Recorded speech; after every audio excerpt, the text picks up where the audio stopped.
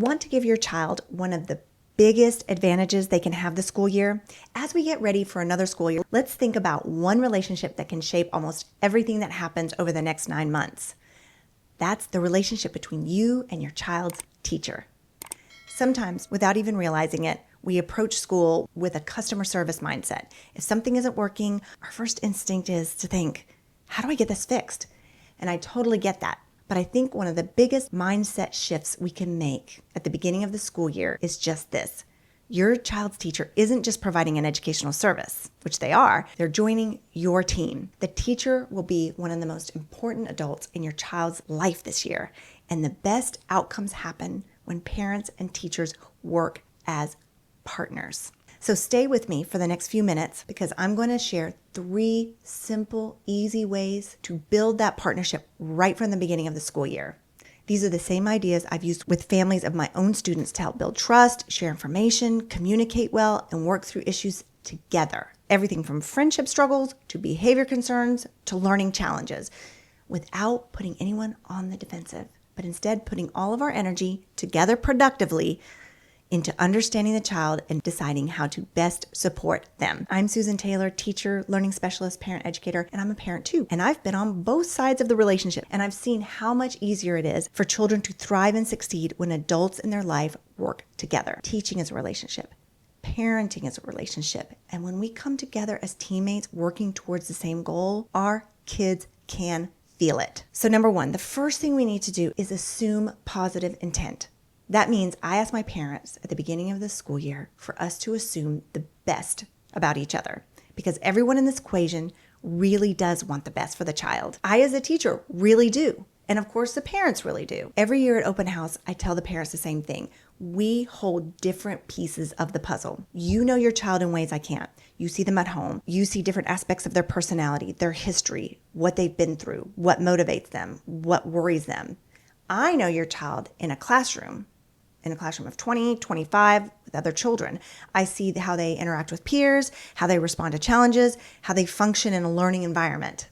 Neither of us has the whole picture, but together we can usually put the puzzle together much more accurately than either of us can alone. This becomes especially important when something happens at school. Children are wonderful storytellers, but they're also still developing the ability to see situations from multiple perspectives. They often tell us what happened through the lens of how they experienced it emotionally. And that doesn't mean they're not telling the truth about a situation. Their feelings are real, but it also doesn't mean that they're seeing the complete picture. That's why I encourage parents to begin with the assumption that we're both trying to understand what happened, not prove who's right or wrong or assume that their child's explanation is the full story. So the second way, number 2, to build a strong partnership is to lead with curiosity. So when something happens or there's an email, we understand that one type of email can start a conversation. Another can accidentally start a conflict. Imagine your child comes home upset about another student. One response from a parent would be, please move my child away from that student. This happened. Another is, my child came home upset today. Can you help me understand what happened?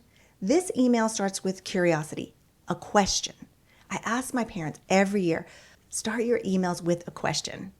As a teacher, I may know that the children involved were having a disagreement and we were already working through it at school. I may have been intentionally coaching them to solve the problem together or helping them practice communication, showing them how to navigate this conflict respectfully.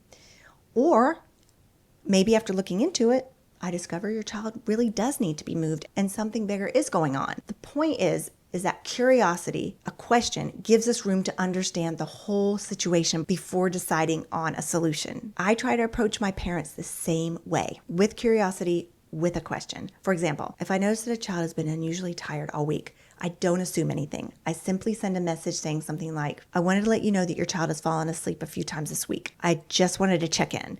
Is there anything going on that you'd like me to know? Is there any way I can support them during the school day? Sometimes we discover after putting the pieces together, they've been sneaking their iPad into bed every night. Sometimes I'll find out there's been a family emergency. Sometimes I don't learn anything at all. But my point isn't to jump to conclusions. It's simply to communicate what I'm seeing and ask how we can support each other and the child from my end. The third idea is to protect the partnership, protect the parent-teacher relationship. We do this by avoiding triangulation. Triangulation happens when a child gets pulled into the conflict between the adults instead of seeing the adults work together to solve the problem. I've seen this happen to many teachers over the years. A child comes home upset about something that's happened at school. The parent becomes frustrated, angry, and before long, the child is hearing that the teacher isn't being fair, doesn't understand them, can't be trusted from the adult. This is especially hard on younger children because many of them still feel connected to and dependent on both the important adults in their life. A child may have had a rough couple of days or a rough week at school, but still feel safe with their teacher. Then they hear the parent expressing this distrust, dissatisfaction with that teacher, and suddenly they can feel caught in the middle. And it creates confusion for them. It can erode the relationship and make it much harder for them to feel emotionally safe at school. That's why the first two ideas matter so much. When we assume positive intent and we communicate with curiosity,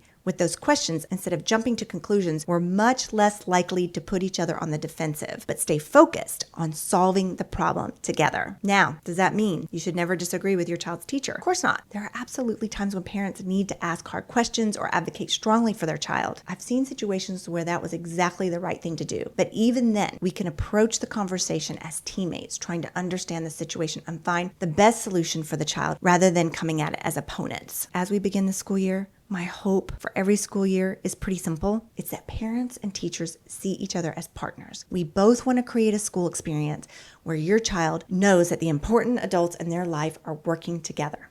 And it's that kind of partnership that gives your child the stability to learn and grow and become more independent over the course of the year. Pass this on to other teachers and parents and subscribe if this was helpful.